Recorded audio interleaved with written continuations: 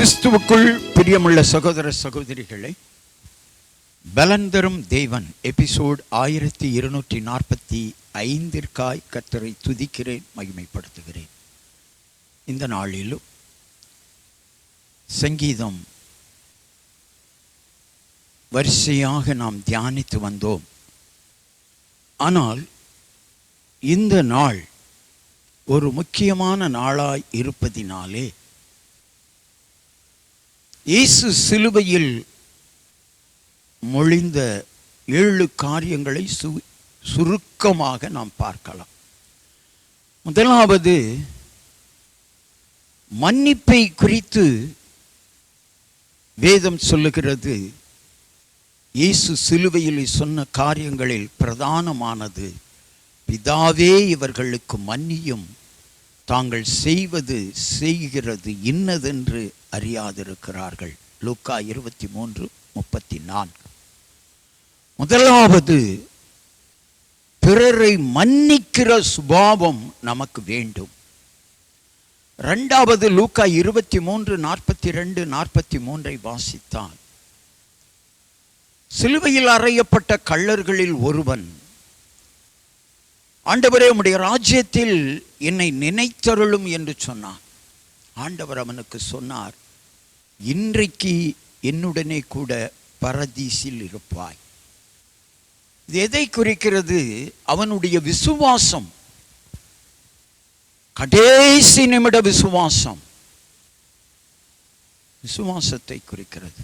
மூன்றாவது, யோவான் 19:26-27 தாயை நோக்கி யோவானை காண்பித்து, அதோ உன் மகன். யோவானை நோக்கி தாயை காண்பித்து, அதோ உன் தாய். இதை குறிக்கிறது. கடமைகளை நிறைவேற்ற வேண்டும், கட்டளைகளுக்கு கீழ்ப்படிய வேண்டும், சொன்னபடி செய்ய வேண்டும். நான்காவது, மத்தேயு 27:46, ஏலி ஏலி லாமா சபக்தானி. இதற்கு அர்த்தம், என் தேவனே என் தேவனே ஏன் என்னை கைவிட்டேன். ஒரு ஜெபம்னு கூட எடுத்துக்கொள்ளலாம். தேவனை நோக்கி கூப்பிடுகிற ஒரு அனுபவம். எந்த சூழ்நிலையிலும் தேவனை நோக்கி கூப்பிடுங்கள். ஐந்தாவது காரியம், யோவான் 19:28, தாகமாயிருக்கிறேன். அது ஆத்தும தாகத்தை குறிக்கிறது.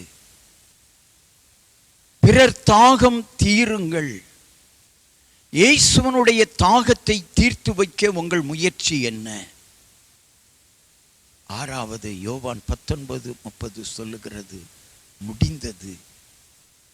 தேவனுடைய சித்தத்தை நம் வாழ்நாளிலே நிறைவேற்றி முடிக்க வேண்டும். ஏழாவது, லூக்கா 23:46, உம்முடைய கைகளில் என் ஆவியை ஒப்புவிக்கிறேன்.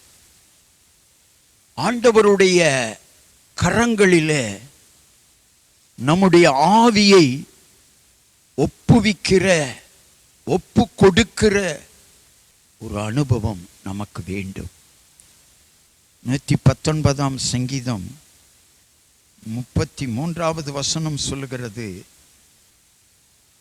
கர்த்தாவே உமது பிரமாணங்களின் வழியை எனக்கு போதியும், முடிவு பரியந்தம் நான் அதை காத்துக்கொள்வேன்.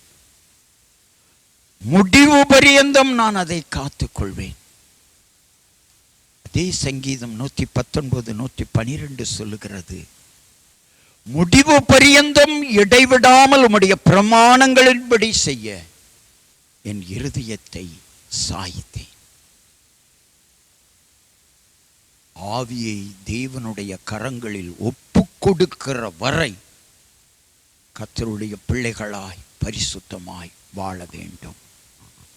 கண்களை மூடி ஜெபிக்கலாம். எங்களை நேசிக்கிற நல்ல தகப்பனே, என்னுடைய ஆவியை உம்முடைய கரங்களில் ஒப்பு கொடுக்கிற வரை பரிசுத்தமாய் கர்த்தருடைய கட்டளைக்கு கீழ்ப்படிந்து மன்னிக்கும் சுபாவம் உள்ளவர்களாய், பாவத்தில் இருந்து விடுதலையானவர்களாய் ஆண்டவருடைய தாகத்தையும் ஜனங்களின் தாகத்தையும் தீர்த்து வைக்கிறவர்களாய் எங்கள் வாழ்நாளிலே எல்லா காரியங்களையும் தேவன் விரும்புகிற எல்லா காரியங்களையும் செய்து முடிக்கிறவர்களாய் நாங்கள் வாழ்ந்து எங்கள் ஆவியை உம்முடைய கரங்களில் ஒப்பு கொடுக்கிற வரை எங்களை வழி நடத்தும்.